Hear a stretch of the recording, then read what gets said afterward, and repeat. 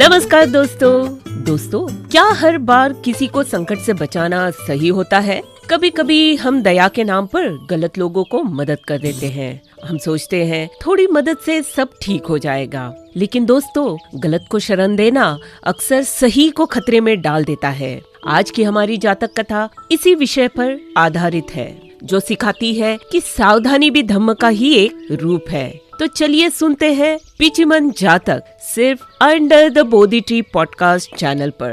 एक वृद्ध तपस्वी राजगृह नगर के समीप स्थित एक वन में छोटी सी कुटिया में निवास करता था। एक दिन नगर की बाहरी गांव में एक चोर ने चोरी की और लूट का सामान हाथों में लेकर डर के मारे भागने लगा। भागते भागते चोर उसी तपस्वी की कुटिया के पास आकर लेट गया, यह सोचकर कि यहाँ कोई उस पर शक नहीं करेगा। कुछ समय बाद तपस्वी की दृष्टि उस व्यक्ति पर पड़ी। उसकी अवस्था और आचरण देखकर तपस्वी समझ गया कि यह कोई साधारण यात्री नहीं बल्कि अपराधी प्रतीत होता है। तपस्वी ने मन ही मन विचार किया, गलत को शरण देना भी गलत में भागीदारी होना है। धर्म मार्ग पर चलने वाले के लिए किसी चोर से संबंध रखना उचित नहीं है। यह सोचकर तपस्वी अपनी कुटिया से बाहर आया और शांत स्वर में उससे कहा, तुम यहाँ मत ठहरो, यह स्थान तुम्हारे लिए उचित नहीं है, तुरंत यहाँ से चले जाओ। तपस्वी के वचनों को सुनकर वह व्यक्ति घबरा गया और तुरंत वहाँ से भाग निकला।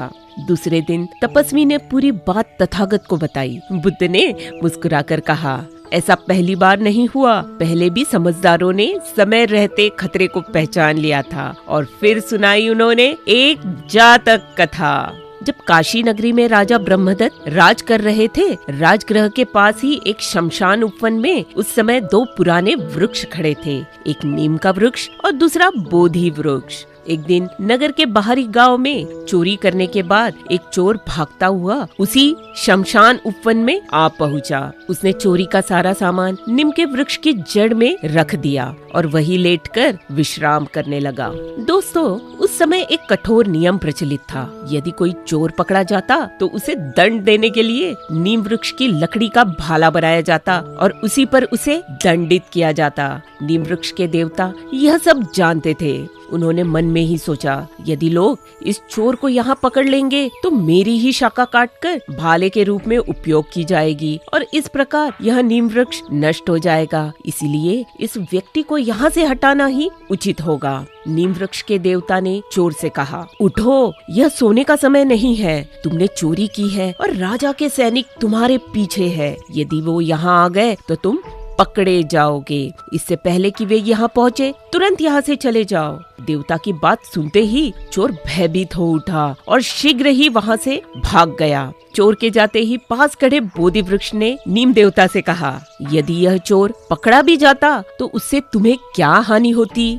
तब नीम वृक्ष ने उत्तर दिया, तुम खतरे को केवल वर्तमान में देखते हो, मैं भविष्य को देख रहा हूँ। गलत को शरण देना खुद के विनाश को बुलाना है। चोरी हुए धन के स्वामी मशाले हाथों में लिए चोर के पदचिन्हों का पीछा करते हुए वहां पहुँचे। वे भूमि पर पड़े निशानों को देखकर कहने लगे, चोर यही लेटा था, यही से वे उठा और इसी दिशा में भागा है। पर यदि वह पकड़ा गया तो या तो इस नीम वृक्ष के नीचे उसे दंड दिया जाएगा या इसकी शाखा से उसे लटकाया जाएगा। यह कहकर वे लोग चारों ओर खोज करते रहे, पर चोर कहीं नहीं मिला।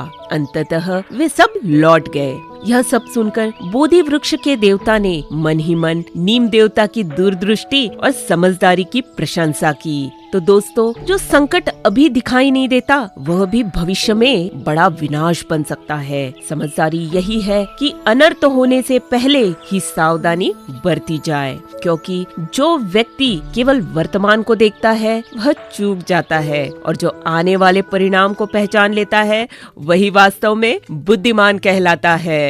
तो दोस्तों, कैसी लगी आपको आज की जातक कथा? अगर पसंद आई हो तो लाइक कीजिए, सब्सक्राइब कीजिए under the Bodhi tree podcast channel को।